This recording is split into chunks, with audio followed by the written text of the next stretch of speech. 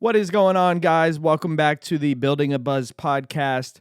I'm your host, Justin Buzzi, and this week I wanted to talk to my music following. Many of you maybe follow me for entrepreneurial stuff and business stuff, but some of you may not know that before all of these business things started happening, I was a rapper, and I still do make rap music once in a while. I've obviously put a lot more of my time and effort into growing my business and growing the company, but I have done a lot of cool things in the music world, and I wanted to touch on some of those for those of you that may have some questions on how to get started, how to grow, etc., etc. So without further ado, let's get going.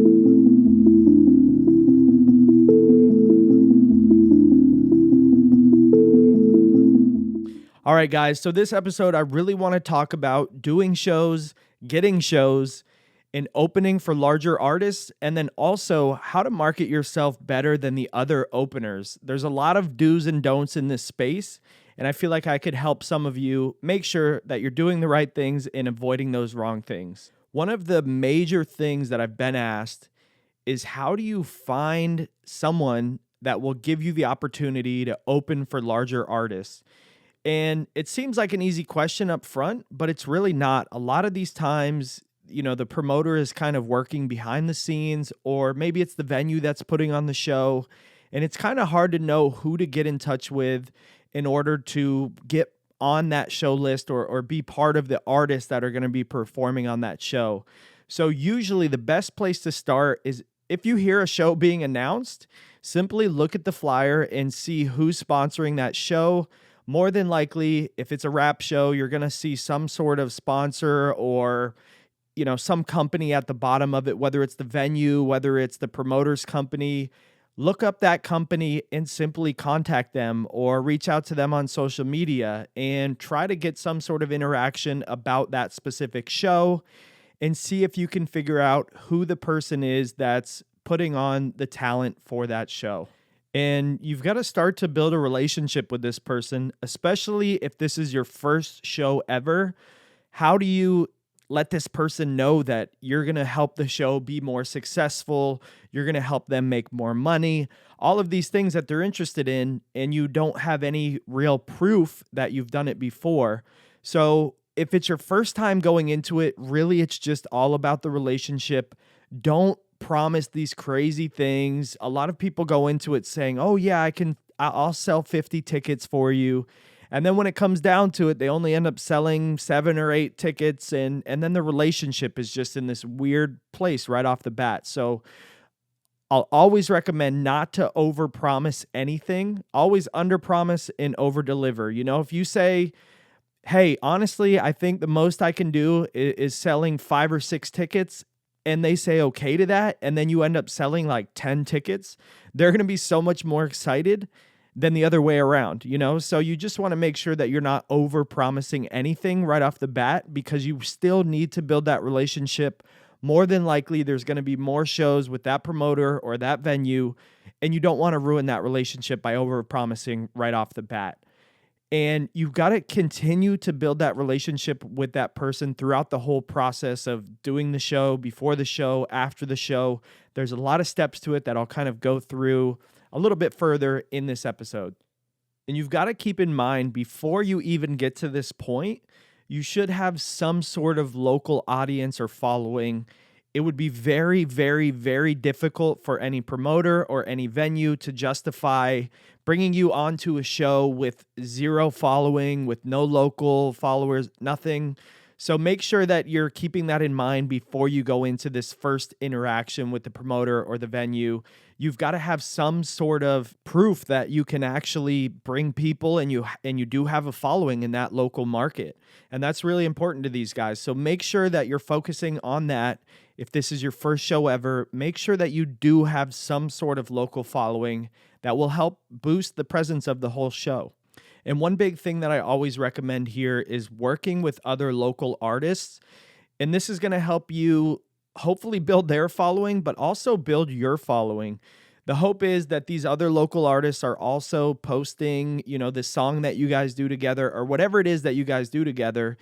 and people are discovering you. And so work with other local artists. Don't, feel like you can't work with these local people and you're bigger than them. Work with other local artists and try to build your following as a group. There's, if you guys are all going for the same dream and you're in the same area, it's so much better to work together than it is to work apart. So just keep that in mind when you're trying to build that local following. So now you're at the point where you've found out who the person is that's hiring the talent for the show. And now you've got to kind of work out this deal to figure out what you need to deliver in order to be able to be part of that show. And more than likely, they're going to want you to sell tickets or have some sort of guarantee or, some metric that they can measure that will allow you to be on that show. And I've dealt with so many different promoters, and the best one that I've ever dealt with just does a simple ticket deal where he'll give you X amount of tickets. You don't have to guarantee sell any amount, but let's just say the ticket price is $12. You get to keep $2 on every ticket that you sell, and the promoter gets to keep $10 on every ticket. And let's just say there's 5 different openers that are all doing this. He places those openers the night of the show. Their placement before the headliner gets determined by how many tickets you sell. So you're really motivated to sell not only by, the $2 per ticket, but also you get a better position. Hopefully more people are there right before the main artist if you sell the most tickets out of all the openers. So try to find a promoter that is willing to do things like that, because that is going to help you guys so much more than a promoter that just says, okay, if you want a spot on the show, it's going to be $1,000. No, you want a promoter that is trying to sell tickets to the show, and that's the best way to be motivated, is to have the artist try and sell tickets to that show, and that determines what place you are in that show. So I've heard of so many people accepting opening acts for $1,000, $2,000, and in some rare scenarios, it is acceptable, and I would say it's a good move. It's kind of a marketing play. If the artist is really, really, really big, and it's going to get you a lot of exposure, it's like a marketing expense. But if you're going into a show and the artist isn't that big, maybe it's a local show and they want just money up front, that's probably not going to be your best bet. So keep looking around. You don't have to do every single show that's in front of you. You don't have to accept offers when promoters give them to you like that. And if you can, find some sort of ticket deal, because at the end of the day, that's going to be the most motivating for you, the promoter, and all of the other openers, is to get more people at the show, which in turn will give you more exposure. So let's say that you've been chosen as one of the opening acts for the show. Here's a couple really important things that you've got to keep in mind before, during, and after you do that performance. One big thing that I notice so many openers do not do is getting a simple banner with your artist name on it and potentially your social medias. They give you the opportunity to kind of hang stuff up before the show or before your set and then take it down after your set. And I've even had the opportunity to leave my banner up during the headlining set, which, people are taking pictures and videos of, and my banner's in the background, which maybe doesn't get me that many, more followers or more exposure, but in the back of people's head, or if they post a picture, post a video, and continually they keep seeing my banner and my poster and my name, the hope is over time that starts resonating with them, and maybe they will look you up just because of that banner eventually.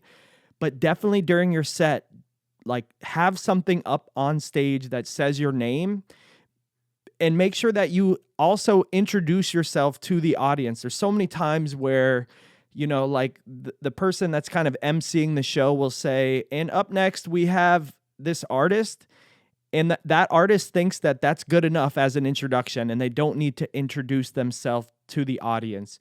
But it's very important to have a banner with your name on it, and also to introduce yourself to the crowd, especially if you're local. Let people know that you are from there, supporting there, and you're repping that town or that city or whatever it is. People are going to resonate with that a whole lot. And another big thing that I noticed a lot of people don't do is rehearsing before their set. And whether you're a solo artist, whether you have a hype man up on stage, whether you bring a DJ with you. No matter what it is, you have to rehearse. People I've seen stumble over what song is coming next and or the words of that song, and they don't know what to say in between the songs because they haven't rehearsed. So all they do is get up there, do their 3 to 5 songs, and then they leave, and no one gets to know who the artist is.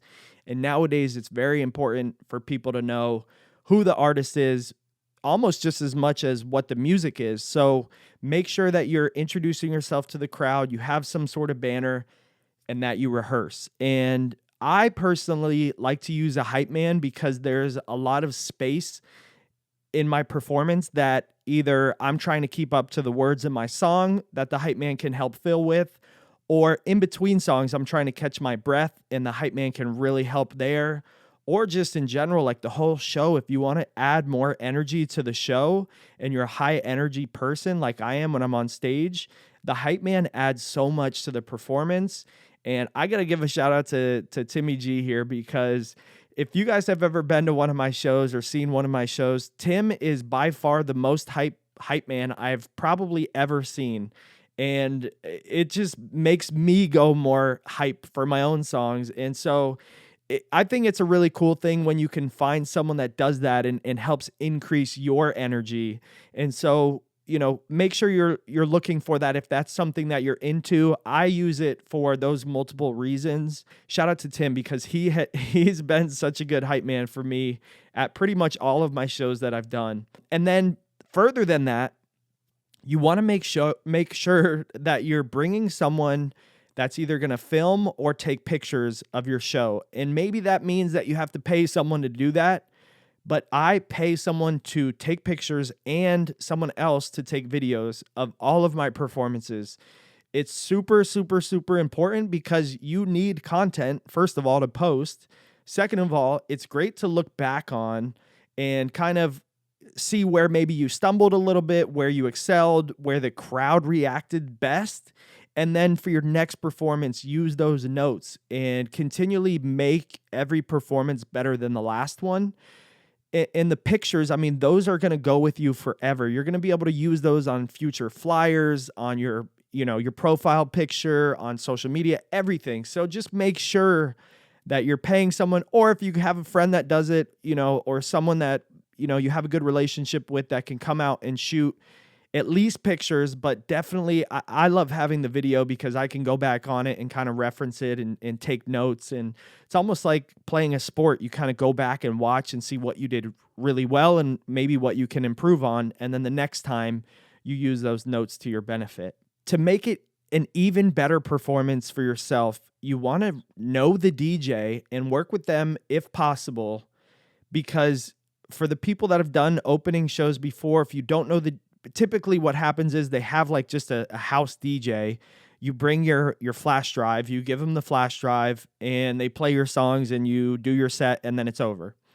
But if you have a DJ that knows your cues and knows when maybe you need some filler space or some hype noise in the background or something like that, it makes everything so much better. So I got to give a quick shout out to Modine and a quick shout out to Alex Wood. They've both done my shows before, and they've been such a big help. Just like filling extra space. And if you rehearse with them and your hype man, it just seems like you have it together. There's cues where things are happening at multiple things are happening at once, but it just seems right. So make sure, if you can, find a DJ, work with that DJ, rehearse with that DJ, find cool cues that are going to add to the show throughout the whole thing, and really fine-tune that process, other than just handing the house DJ your set and saying, okay, just press play and I'll try to tell you when I'm ready for the next song. And there's sometimes some awkward pauses if you don't know the DJ. So I think that's a super important thing to someone that's maybe doing their first show or first 2 shows or whatever, first handful of shows. Even if you're 50 shows down the line, make sure that you know the DJ and you guys have specific cues that you're working on. It will help you stand out a whole lot more. At the end of the night, I see this all the time. Performers get done with their opening set. Sometimes they leave before the headliner, which to me is crazy. But most of the time, they don't go around and thank the people that helped put on this show. And so for me, whenever the show is done, immediately I'm going over to the promoter. I'm saying, thank you so much for allowing me to be a part of this. I'm going over to anyone that I met that's from the venue saying the same things. Thank you guys so much for putting this on. This venue is awesome. I love it. I can't wait to go home and share some content from tonight about your venue. And if you have the opportunity to chat up with the headliner, thank the headliner for coming to your town, and maybe there's an opportunity for you to work with that person in the future. You never know, but networking is going to be so key, especially after the show. Don't just leave without doing anything. Go thank people, and ultimately what you should do at the end of the show when everyone is leaving, you should have something. For me, it was usually a CD, but you should have something that you're handing out to people as they're leaving the door. And usually when you're doing that, people are like, oh my God, your set was great. Maybe they didn't catch your name, or maybe they forget to, take a picture of your sign that's on stage. But now you're handing them something that has your name on it, that has your socials on it. Maybe they walk down the street and throw it on the ground. It's happened to me before. Maybe they throw it in a dumpster. It's happened to me before. It does suck, but those aren't going to be your fans. You got to realize the people that do actually take it and maybe go listen to more of your music or go follow you on social media, those are the people you're catering to. Those are the people that you're wanting to capture as new fans. So don't forget to bring something that you can give to people that has your name on it at the end of the night. It will help a lot with growth, and you'll see it over time. If you continually do this and give people something, your following will continue to grow. Another one of the big things that I've seen is when other artists just get up there and don't really hype up the other opening acts, or they don't really hype up the main act, or they don't really hype up the venue, and they're just there and they do their set and then they leave. But your role as an opening artist is really to facilitate the hype and the energy for the main artist that night. So don't be afraid to shout out the main artist of the night and try to hype people up for that main artist and hype up, the place that you're performing at, and anything that you can hype up. Like I even sometimes say, don't forget to tip your bartenders, because then at the end of my set, the bartenders are like, thank you so much for saying that. Here's a free beer, And so don't forget to hype up people like that. There's so many moving parts going on. And if you can make the show more hype for the person after you, it's only going to make you look better and feel like you were meant to be there. So don't forget to do that while you're doing your shows. One thing I would like to mention is that if you're at the point of doing, one show a week or one show a month, or you're more than just doing your first show, you've got to be careful. There's this strange balance of asking the same people over and over and over and over again to come to your shows, and you're not switching up your set, or you're not giving them anything different every time. And all you're ever doing really is just asking and asking and asking. And if you're that person, just think about it from a friendship standpoint. If you have one friend, and that one friend, you just ask all the time for stuff, ask, and you never actually give back to that person, do you think that they're going to be your friend for a long time? Most likely no. So you gotta find a way that you can give these people something. And I don't know exactly what that is. It's different for everyone, but you got to be able to not just keep asking and asking and asking. And maybe that just means you post about the show and don't necessarily text that same person again and again and again to come to the show. And so just keep that in mind. I think a lot of people forget to think about that. It's almost like your local fans you have a relationship with. You probably know who they are in a personal matter. They probably know who you are in a personal matter. So you got to be careful with just continually asking for them to come and show up and pay money, and you got to be able to give. So for me, I like changing up the set every time I do a different show. Once in a while I'll buy a drink for someone that I see at, all the shows, or a couple someones, whatever it is. Just make sure that you're switching it up and not always just being the person to continually ask. And I got a couple quick last points here. One big one is following up the next day with the promoter or the person that put on the show. This is something that I don't know any other local artist does this besides me. I've never met anyone that talks about it. I've never seen anyone do it in action, but I do it. It's like the day after the show, you're still kind of on a high from the show, hopefully, if it was a good show. And you want to reach out to the promoter and one last time give them like a personalized, very special thank you for allowing you to be part of that night, allowing you to make memories, allowing you to help facilitate a successful show. Congratulate them on putting on a successful event.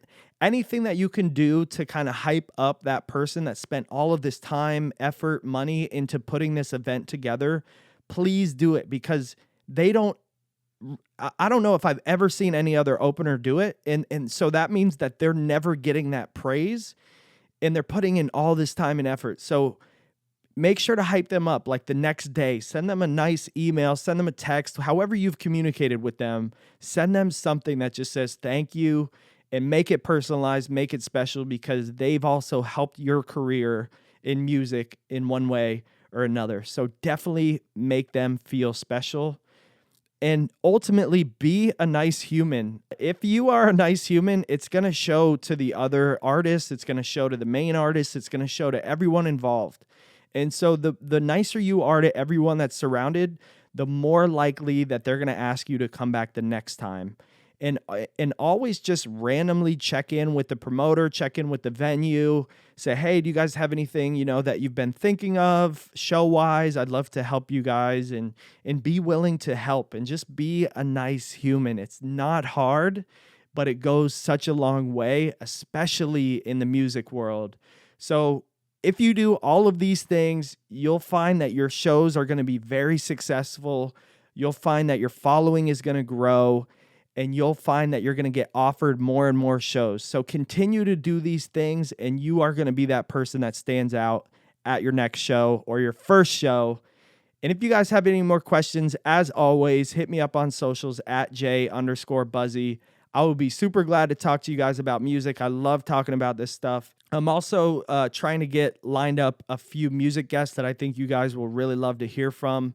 And they have different perspectives from different genres to different levels of where they are in the spectrum of being an opener or being a headliner.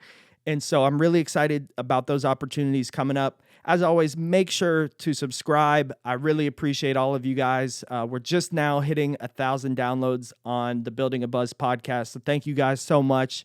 I look forward to keep dropping some fire episodes for you guys. Thanks for hanging in there. As always, have a good one. Peace.